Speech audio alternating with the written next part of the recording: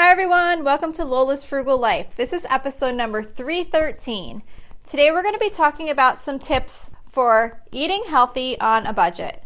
So please stick around for a few quick words from our sponsor and we'll get right into the show.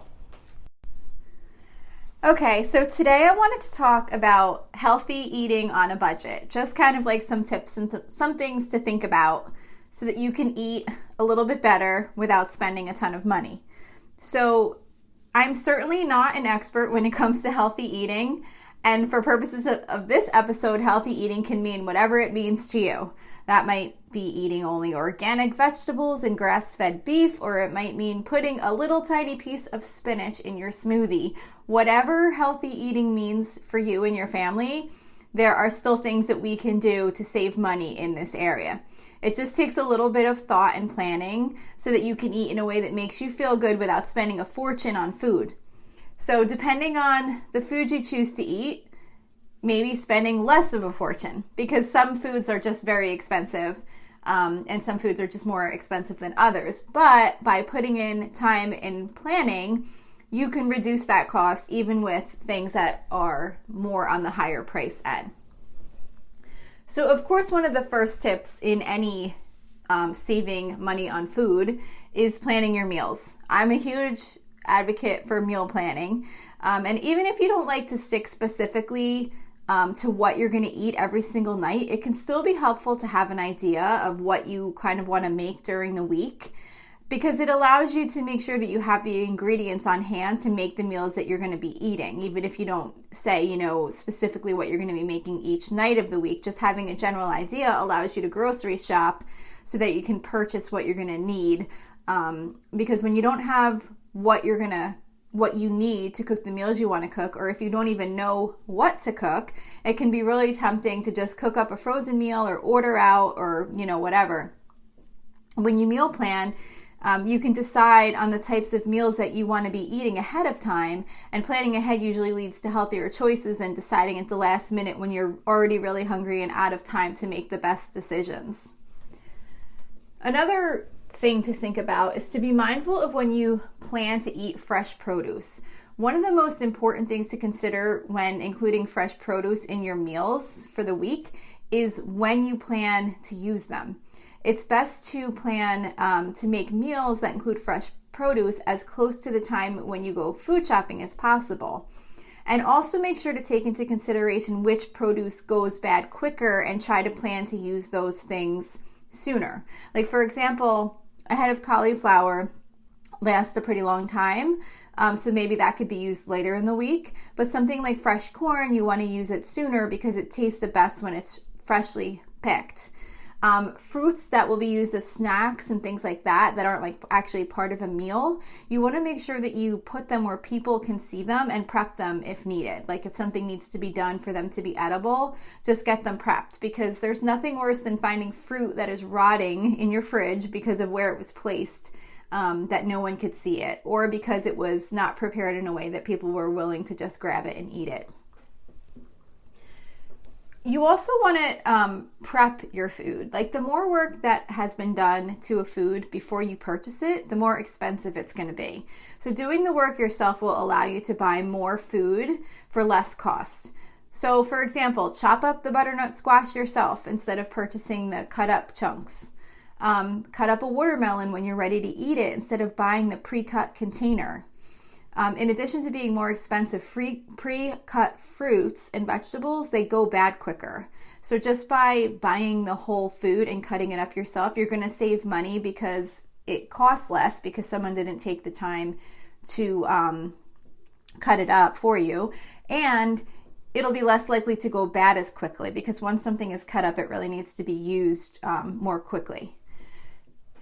Same thing even with things like rice or other like things that you can purchase that are kind of made in a convenience way. Like now they have these like microwavable rice pouches where you just put like a pouch of rice in the microwave, but it only makes this like little tiny portion. And for what you're getting, if you just buy a regular bag of rice and just take the time to cook it yourself, it's such a huge difference. You'll get so much more out of just buying a bag of rice than those little pouches. So just think of some of the convenience foods you might be buying and see if you could possibly buy them in a more unprocessed way so that you could do the work yourself and eat better foods and save a lot of money on them.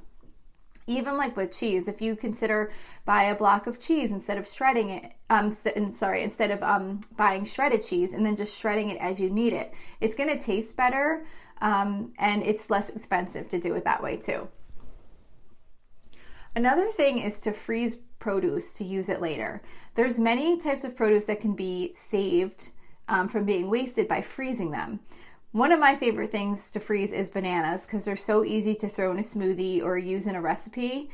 So as soon as you see that they're starting to get too ripe and no one's going to eat them, just stick them in a bag and stick them in the freezer. I've actually, even when I was in a real rush, I have taken bananas with the skin on and not even put them in a bag and literally just shove them in the freezer. Other times, if I have a few minutes or a few seconds really is all you really need, I'll take them out of the skin and then I'll just put them in a little Ziploc bag and then they can be more easily put into a smoothie. It's a little bit of a pain in the neck when you freeze them with the skin on, but it does come off relatively easy. I just kind of use a knife and peel it off if I need to. But those are great. You can also freeze fresh spinach.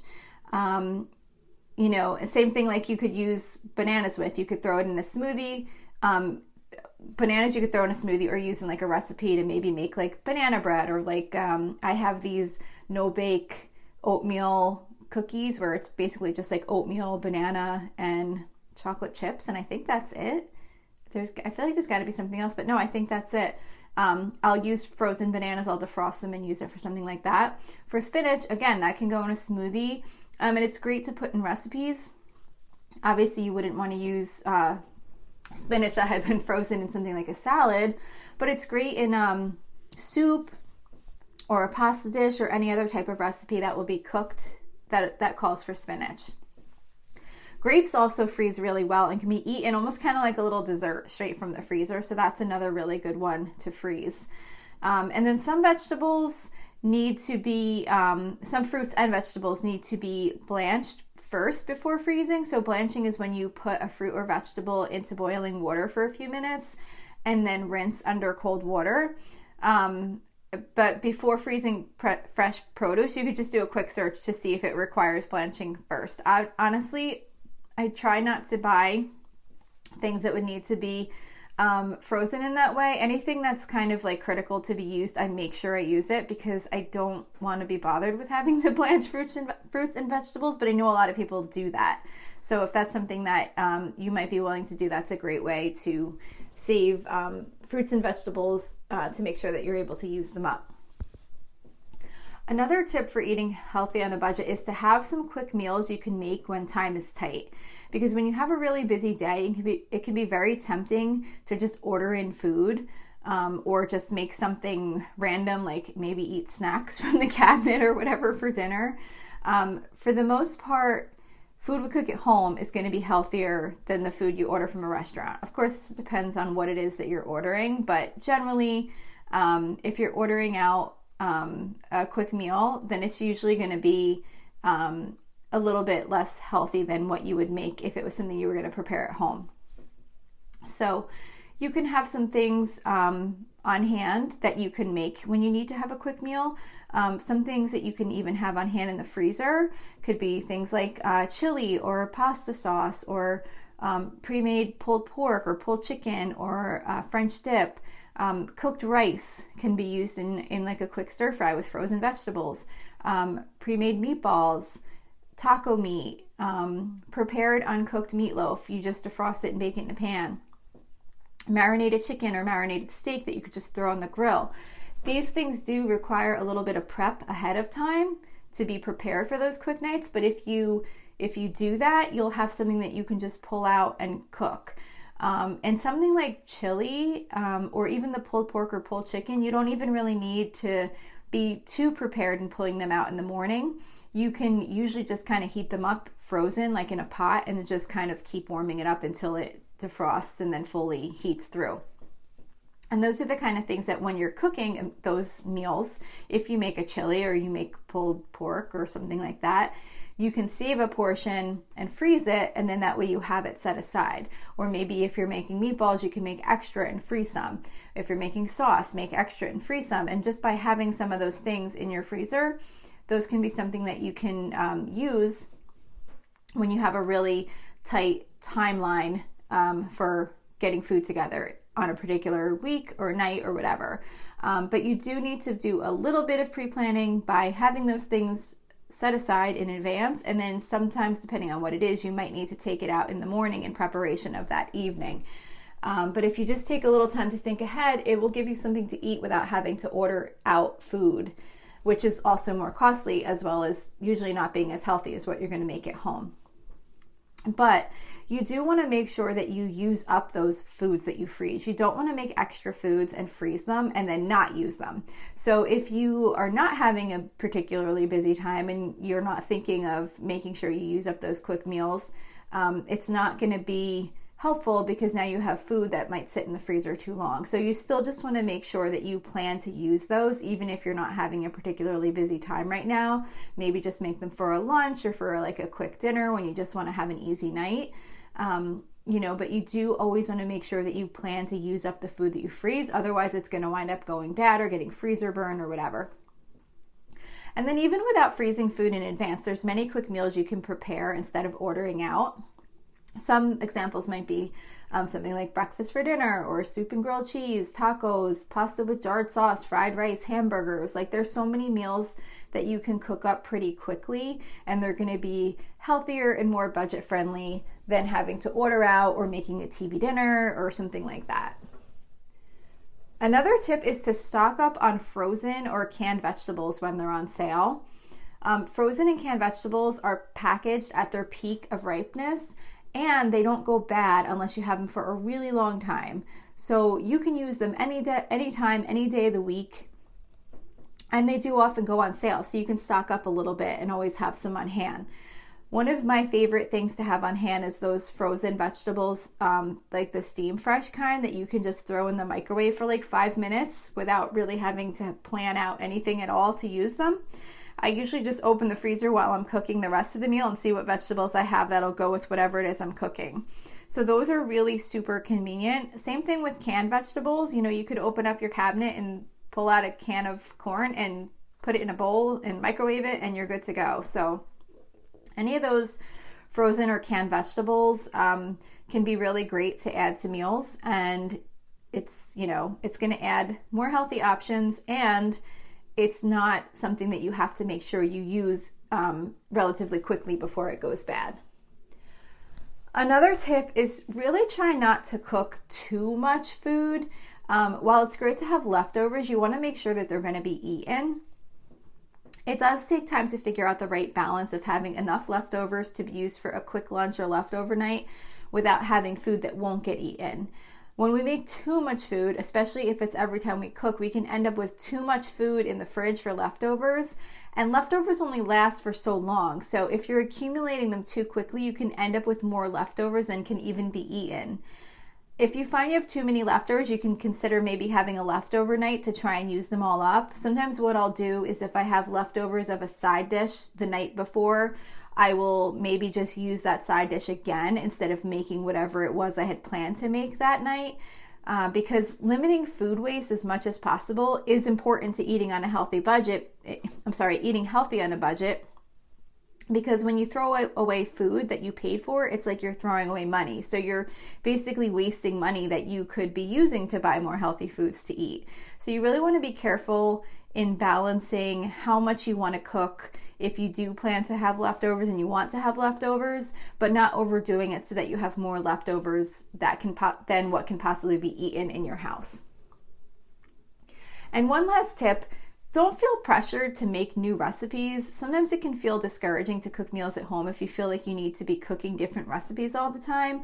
There's nothing wrong with cooking what you like and what you know how to cook on a frequent basis. Some people make new recipes all the time, and some of us just cook the basics that we know how to cook. If you like what you're eating, there's no need to feel like you need to always be trying new things. you can just consider having a basic plan for what you're going to make. And then if you choose to swap out something, one of your standard meals for something new, you can go ahead and do that, but at least the pressure is off if you don't happen to find something that that's new that you want to try. So it's more about just making sure you have something to cook that's relatively healthy for your standards and that you like to eat, and not worrying about constantly searching for new recipes all the time. So that's it for today. I hope this was helpful. Don't forget, you can always email me with any questions or suggestions at lolasfrugallife@gmail.com. You can follow me on Instagram and Facebook at lolasfrugallife. You can find blog posts for each of my episodes on my website at lolasfrugallife.com. And you can join our private listeners group at facebook.com/groups/lolasfrugallife. And if you enjoy the show, please make sure to subscribe on Apple Podcasts, Spotify, YouTube, or wherever you listen from. And I would really love if you would screenshot the show and tag me on Instagram so I could see that you're listening. Also, if you can please take a couple of seconds to rate and review the podcast, that would be so helpful to me. That is what helps the podcast audience grow because it shows my show to more people that are looking for something similar to this. So that's it for today. Thank you so much for listening, and I hope you have a really awesome day. Today's episode is brought to you by BetterHelp. If there is something interfering with your happiness or preventing you from achieving your goals, BetterHelp will assess your needs and match you with your own licensed professional therapist. You can start communicating in under 48 hours. It's not a crisis line, it's not self-help, it's professional counseling done securely online. There is a broad range of expertise available, which may not be available to you locally. The service is available for clients worldwide. You can log into your account anytime and send a message to your counselor. You'll get timely and thoughtful responses, plus you can schedule weekly video or phone sessions so you won't ever have to sit in an uncomfortable waiting room as with traditional therapy. BetterHelp is committed to facilitating great therapeutic matches, so they make it easy and free to change counselors if needed. It's more affordable than traditional offline counseling, and financial aid is available. BetterHelp wants you to start living a happier life today. Visit betterhelp.com/Lola, that's better HELP, and join the over 1 million people who have taken charge of their mental health with the help of an experienced professional. This podcast is sponsored by BetterHelp, and Lola's Frugal Life listeners get 10% off their first month at betterhelp.com/Lola.